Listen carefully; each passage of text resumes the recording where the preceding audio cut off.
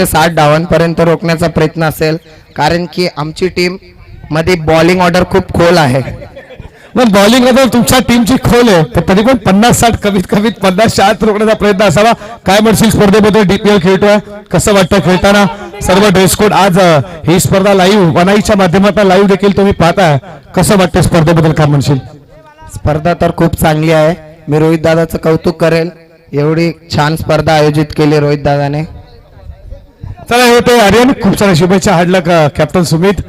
काय म्हणशील? खूप सारे मैदानात मात्र तू आज रेग्युलर क्रिकेट गाजवला, त्याच्यानंतर शहरी क्रिकेट देखील खेळला, मग रायगड ठाणा मॅच असो ठाण्याचा देखील प्रतिनिधित्व केला.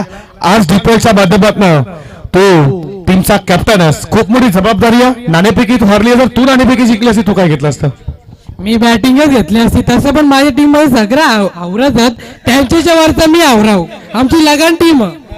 हा नक्कीच, टीम तर तुमची आवडीचं. टार्गेट मनामध्ये काय सेट केलंय?